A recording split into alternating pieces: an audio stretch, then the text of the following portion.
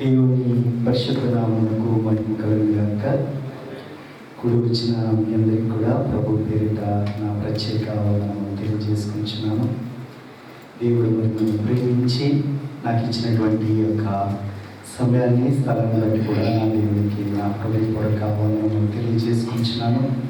మరి వేదికను అలంకరించినటువంటి సేవకులకు, కార్యవర్గానికి చేరినటువంటి మీ అందరికీ కూడా ప్రభు పేరిట మరొకసారి నా హృదయపూర్వక వందనాలు తెలియజేసుకుంటున్నాను.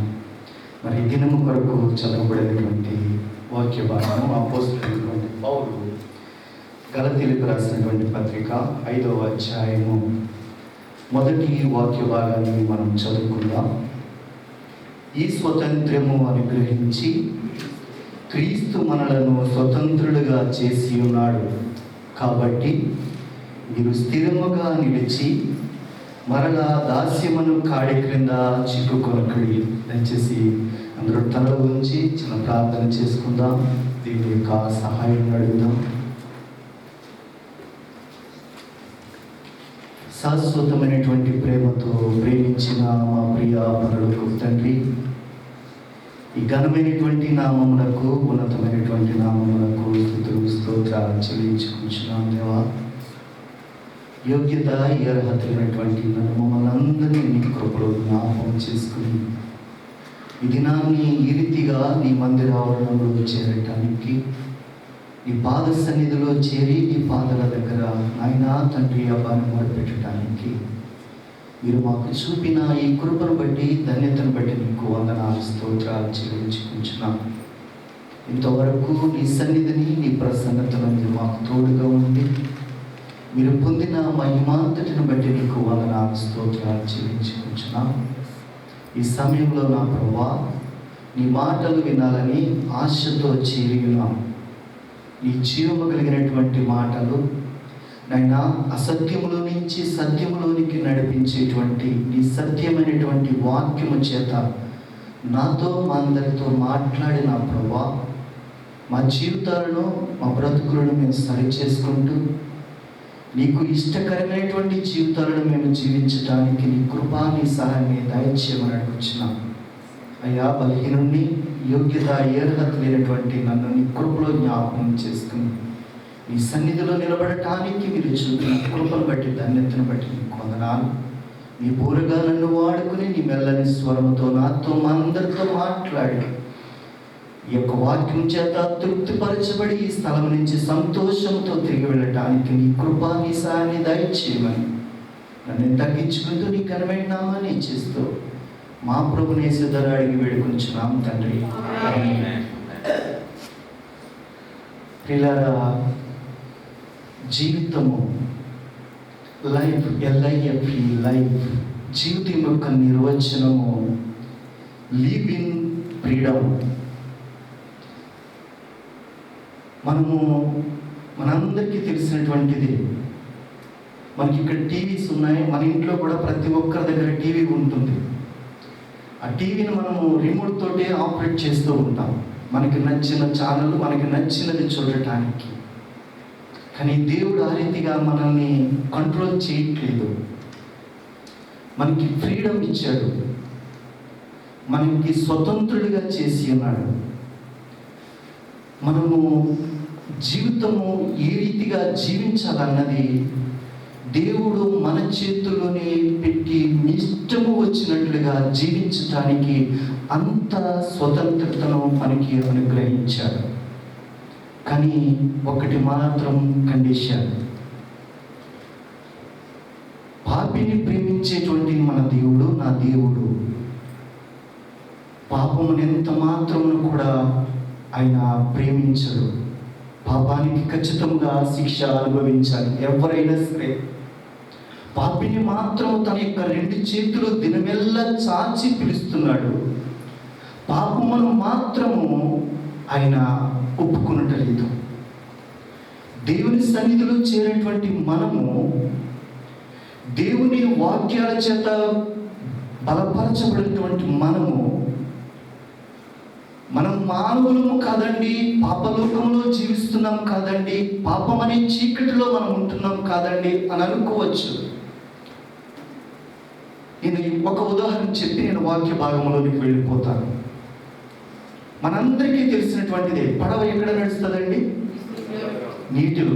దాన్ని రోడ్డు మీద నడిపిస్తే నడవదు, మనందరికీ తెలిసిందే. కానీ ఆ పడవ నీళ్లలోనే నడవాలి కనుక అది నీటిలోనే నడిపించాలి.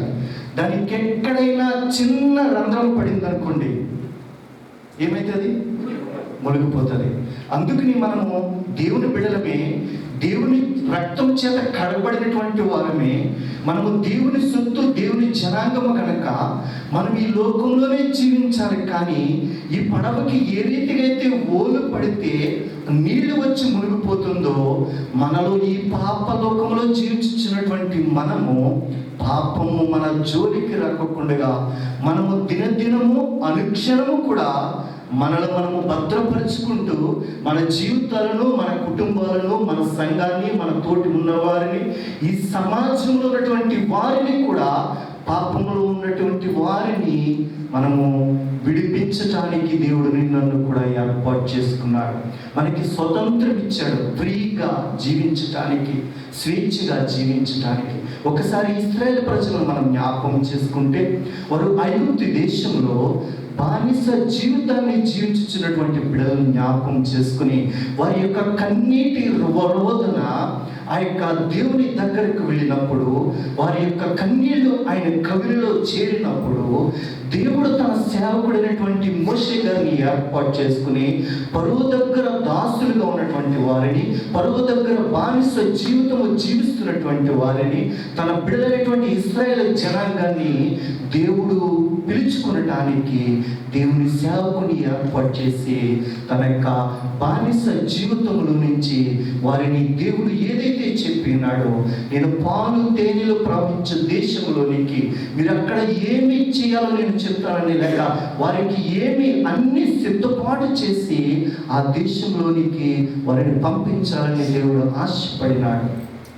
అయితే ఆశపడి వారు ప్రయాణమై వస్తుంటుండగా వారికి అనేకమైనటువంటి అద్భుత కార్యాలు, ఆశ్చర్య కార్యాలు చేశారు. అన్నీ చూస్తూనే వచ్చారు, అన్నీ వింటూనే వచ్చారు, ఆ దేవుడు పెట్టించినటువంటి సమస్తాన్ని భుజిస్తూనే వచ్చారు. కానీ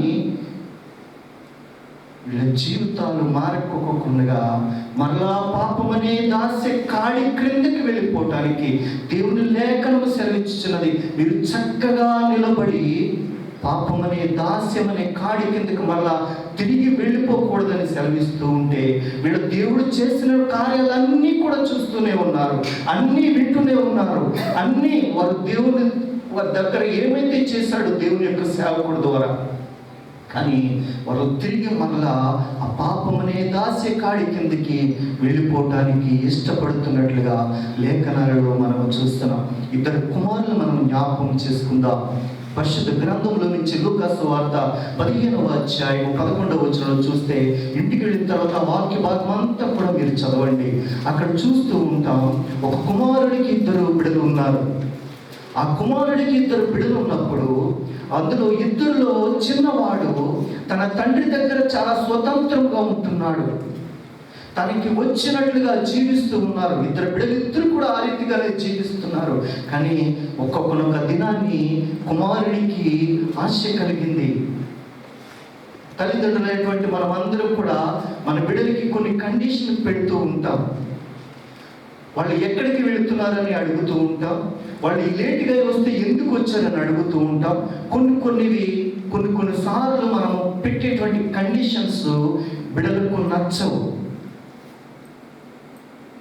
అట్లాంటప్పుడు ఈ చిన్న కుమారుడు కూడా అదే భావం వచ్చింది. నా తండ్రి దగ్గర నేను ఉండేదానికంటే నా తండ్రి దగ్గర నుంచి నాకు రావాల్సినది నేను తీసుకుని నేను దూరదేశము వెళ్ళిపోతే నేను చాలా సంతోషంగా ఉండొచ్చు. ఇక నాకు వచ్చినటువంటి ఆస్తుల నుంచి దానిని ఇంకా అనేక రెట్టులు నేను నా ఆస్తిని సంపాదించుకొని ఇట్టి దురాలోచనకి గురయ్యాడు. కానీ నా తండ్రి దగ్గర ఉంటే నాకు క్షేమము, నా తండ్రి దగ్గర ఉంటే నాకు సంతోషము, నా తండ్రి దగ్గర నాకు సమస్తానికి దేనికి లోటు లేకుండా నా తండ్రి నన్ను ఆదరిస్తాడు, పోషిస్తాడు, నన్ను సంతోషపరుస్తాడని తండ్రి ఇచ్చేటువంటి ఆ స్వేచ్ఛను, ఆ స్వతంత్రాన్ని ఆయన సంపూర్తిగా అనుభవించలేక, దానిని స్వీకరించలేక, దానిని పొందుకొనలేక, దానిని అనుభవించలేక ఏం చేశాడంటే తండ్రి దగ్గరకు వెళ్ళి తండ్రితో నాకు రావాల్సినటువంటి ఆస్తిని, నా భాగాన్ని నాకు ఇచ్చేయన్నప్పుడు తండ్రి ప్రేమ కలిగినటువంటి వాడు, కరుణ కలిగినటువంటి వాడు, దయాదాక్షిణ్య పూర్ణుడు, దీర్ఘశాంతవంతుడు కనుక తండ్రి కుమారుని మనసును ఏమాత్రం నొప్పించటానికి ఆయన ఇష్టపడలేదు కనుక కుమారునికి రావాల్సినటువంటి ఆస్తిని పంచి కుమారునికి ఇచ్చినట్లుగా లేఖనాలలో మనము చూస్తున్నాం. అయితే వాడు ఎక్కడికి వెళ్ళిపోయాడంటే దూరదేశము వెళ్ళిపోయాడు.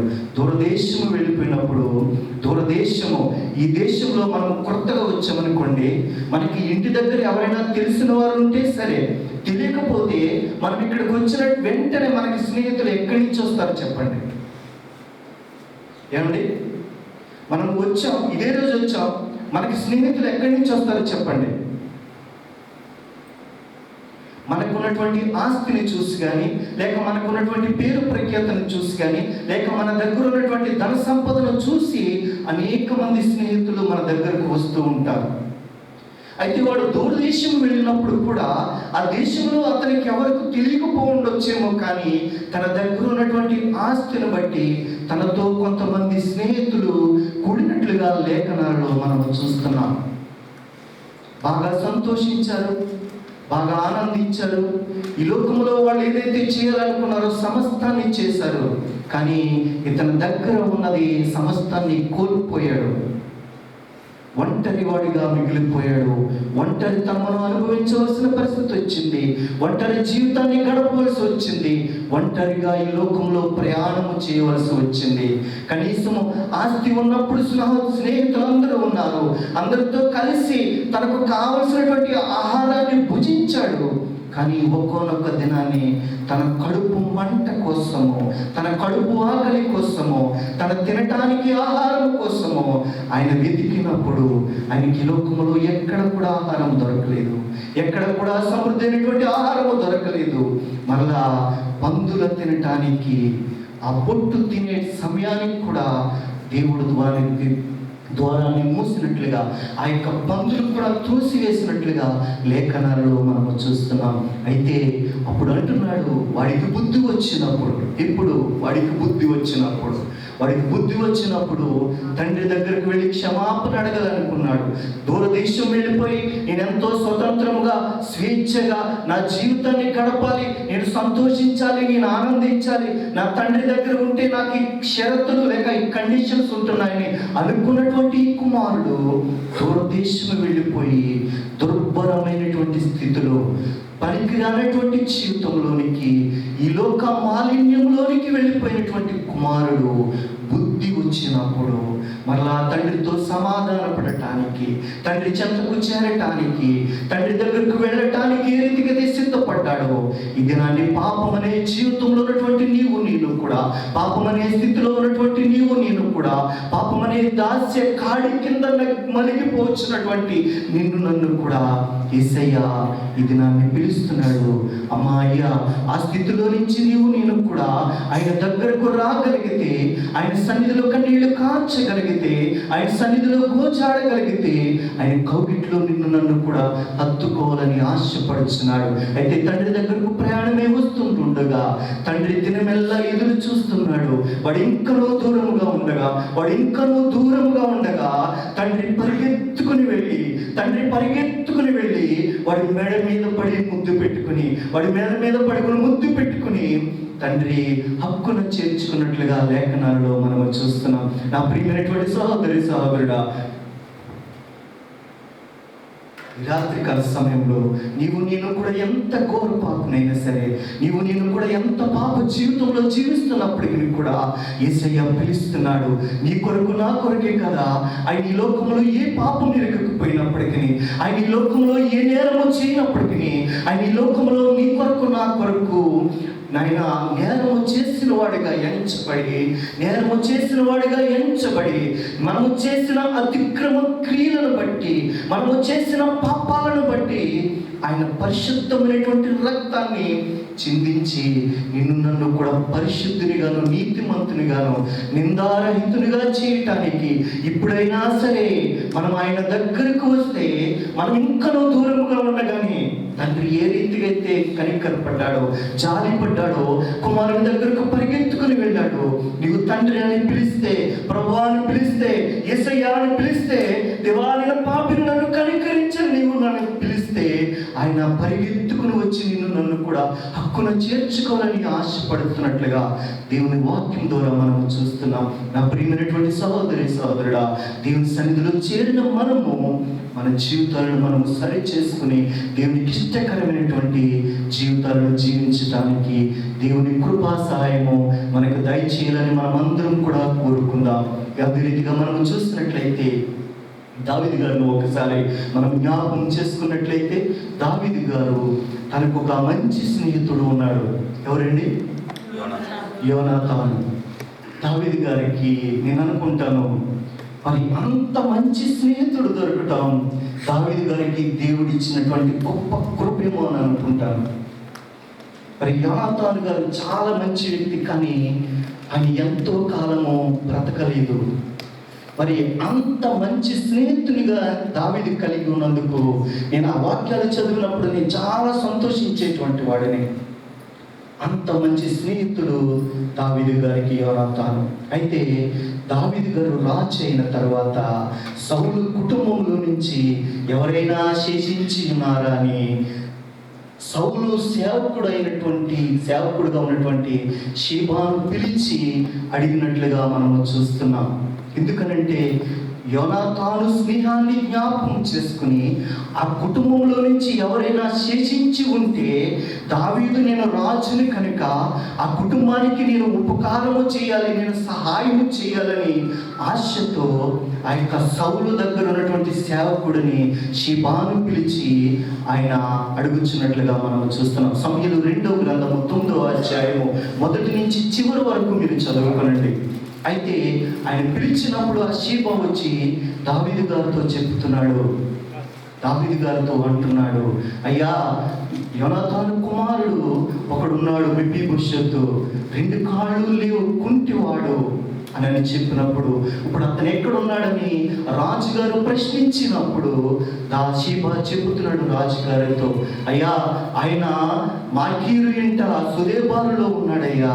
మాకీరు నల్లటి వాణి గృహంలో దుర్భరమైనటువంటి స్థితిలో పేదరికం అనుభవిస్తున్నటువంటి ఆ కుటుంబంలో ఆ యొక్క యోనాతాను కుమారుడు మెఫీబోషెతు ఉన్నాడని దావీదుకి సెలవిచ్చినప్పుడు దావీదు సైన్యమును పంపించి ఆ యొక్క మెఫీబోషెతును తీసుకురావటానికి ఏర్పాటు చేసినప్పుడు ఈ యొక్క సైన్యము వెళ్ళింది.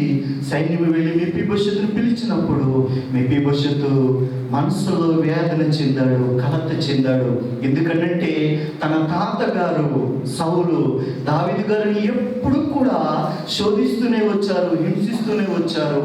దావీదు రాజు అయ్యాడు, శత్రుశేషము ఉండకూడదు. ఎందుకనంటే శత్రుశేషము మిగిలి ఉంటే ఎప్పుడైనా సరే ఆ శత్రుశేషము మళ్ళా తిరిగి యుద్ధము చేస్తారేమో, లేక రాజుగారి మీద ఆ యొక్క యుద్ధాన్ని చేస్తారేమో, లేక ఆ యొక్క దేశాన్ని స్వాధీనం చేసుకోవటానికి మళ్ళా వీళ్ళు ప్రయత్నం చేస్తారేమో అని ఆ యొక్క శత్రుశేషము లేకుండా ఈ రాజు అయినటువంటి వారందరూ కూడా ఆ యొక్క శత్రుశేషాన్ని నిర్మూలన చేస్తూ ఉంటారు. ఈ యొక్క మెఫీబోషెతు కూడా అది అనుకున్నాడు, దావీదు రాజు అయ్యాడు, మా తాతగారు దావీదుకు చాలా శోధించాడు, కీడు చేశారు కనుక మళ్ళా నన్ను చంపటానికి దావీదు గారు నన్ను పిలుస్తున్నాడని. కానీ దావీదు గారి ఆలోచన అది కాదు. మెఫీబోషెతు దగ్గరికి వస్తున్నాడు.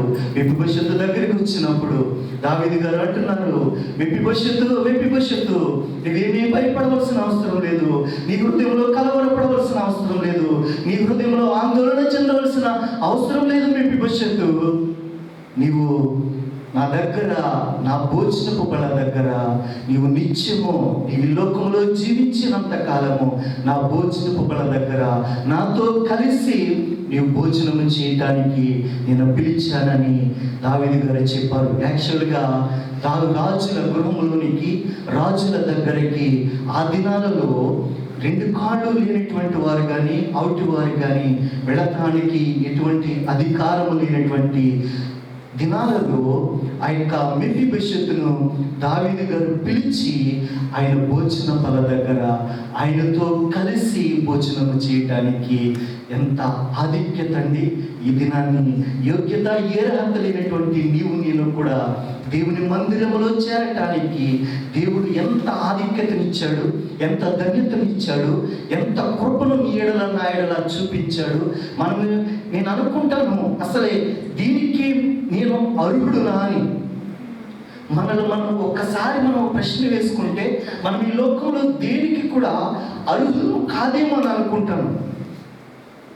ఈ లోకంలో మనకెంతో ఉండొచ్చు, మనం ఎంతో సంపాదించవచ్చు, మనం ఎంతో చదువు ఉండొచ్చు, కానీ అది దేవుని యొక్క కృప లేక దేవుని యొక్క కనికరము, ఆ యొక్క దేవుని యొక్క కృప లేక దేవుని యొక్క కనికరము లేనిదే ఈ లోకంలో మనము సమస్తమును కూడా జీరో. మనం ఈ లోకస్తులకి మనకి చాలా తేడా ఉంటుంది. మనం అనుకుంటాం చాలాసార్లు మనకు వచ్చినటువంటి బాధలు బట్టి ఈ యొక్క మెఫీబోషెతుని జ్ఞాపకం చేసుకోండి. తండ్రి ఉన్నతమైనటువంటి స్థితిలో ఉన్నాడు, తాతగారు ఉన్నతమైనటువంటి స్థితిలో ఉన్నారు. అట్లాంటి స్థితిలో నుంచి ఈయన ఎంత దీనస్థితికి వెళ్ళిపోయాడు. మాకీరు నల్లటి వాడు, అతడు దుర్పరిస్థితిలో ఉన్నాడు. కనీసం తినటానికి తిండి లేనటువంటి ఇంటిలో ఈ యొక్క మెఫీబోషెతు గడుపుతున్నటువంటి సమయంలో రాజు అయినటువంటి దావీదు జ్ఞాపకం చేసుకోవటము ఎంత ధన్యతది!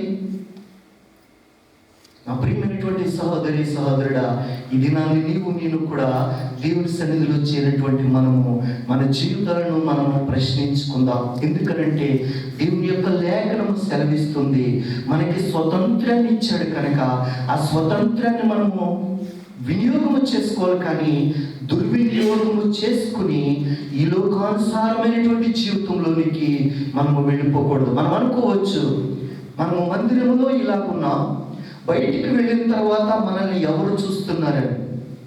లేకపోతే నేను అనుకోవచ్చు, నా భార్య లేదు, నా బిడ్డలు లేరు, నేను గృహంలో నేను ఒక్కడే ఉన్నాను, ఎవరు చూస్తున్నారని.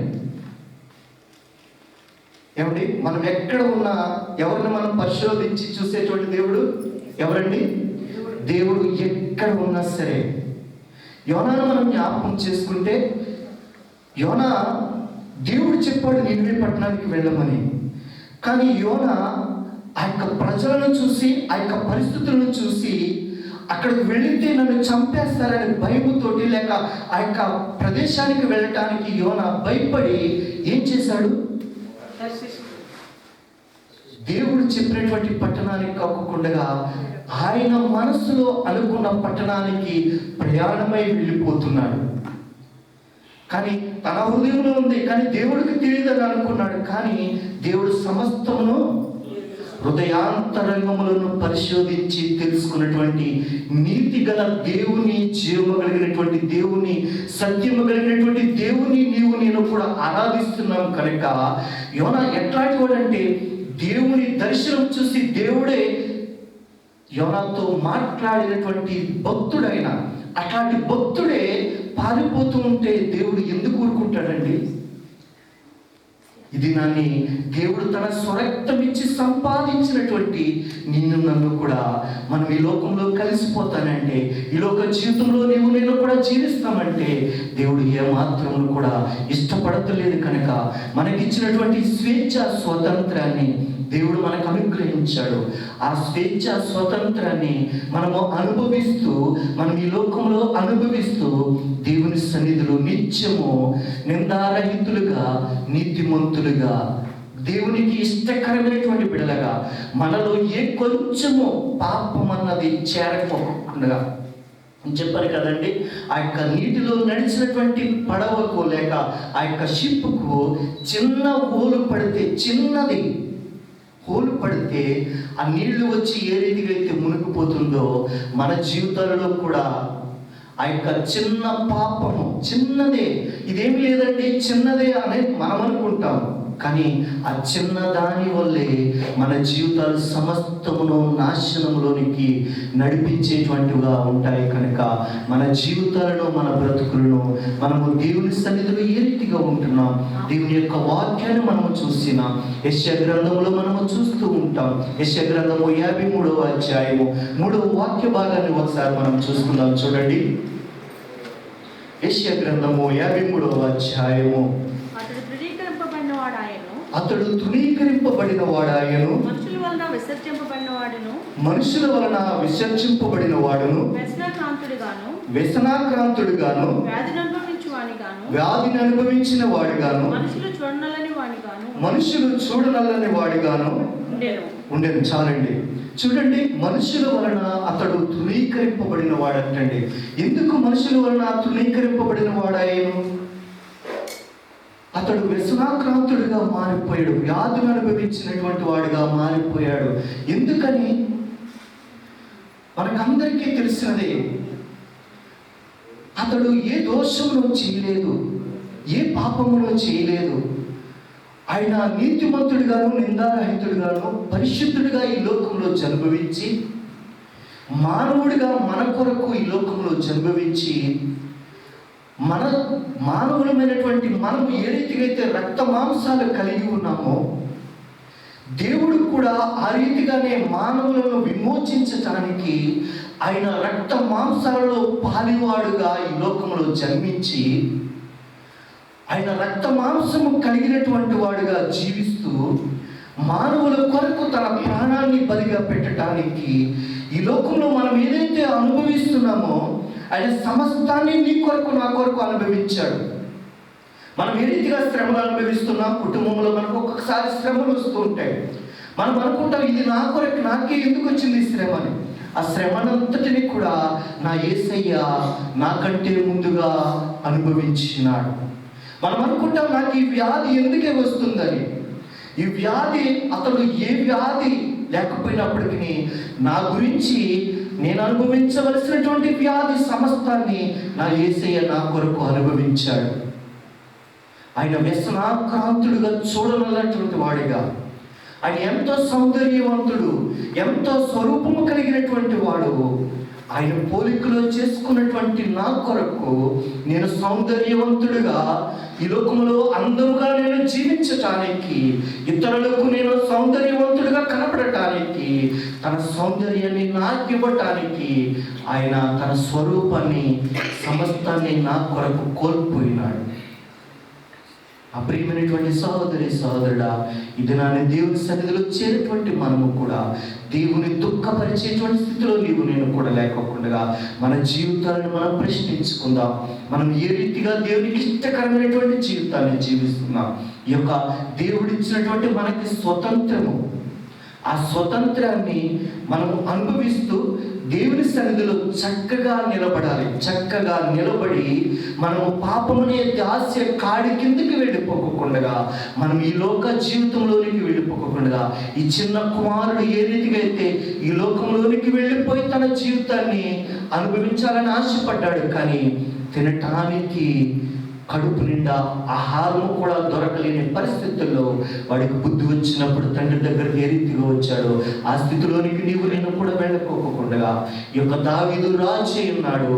రాజేయుండి సౌలు తన యొక్క కుమారుడు, తన యొక్క స్నేహితుడిని యోనాతాను గారిని జ్ఞాపకం చేసుకుని ఆ యొక్క సౌలు కుటుంబంలో నుంచి ఎవరైనా శేషించి ఉన్నారని అడిగి ఆ యొక్క మెఫీబోషెతును యొక్క దావీదు గారు ఏ రీతిగా చేర్చుకున్నారో అట్టి రీతిగా నన్ను కూడా దేవుడు చేర్చుకోవాలని తన యొక్క కుమారుని ఈ లోకంలోనికి పంపించి తన యొక్క కుమారుని ప్రాణాన్ని బలి ఇవ్వటానికి కూడా వినతి ఆడుకోకుండా నీ కొరకు నా కొరకు తన యొక్క పరిశుద్ధమైనటువంటి శరీరము ద్వారాను, పరిశుద్ధమైనటువంటి రక్తము ద్వారాను నిన్ను నన్ను విమోచించి తన యొక్క నిత్య రాజ్యంలో చేర్చుకోవటానికి ఆయన ఇష్టపడుచున్నాడు. కనుక మనం ఈ లోకంలో మన జీవితాలను మనము ప్రశ్న వేసుకుని దేవునికి ఇకనైనా ఆయస్కరంగా ఆయన దుఃఖపరిచేది ఏదైనా నాలో మనలో ఏదైనా ఉంటే దేవుని సన్నిధిలో ఒప్పుకుని విడిచిపెట్టి దేవునికి ఇష్టకరమైనటువంటి బిడ్డలుగా జీవించడానికి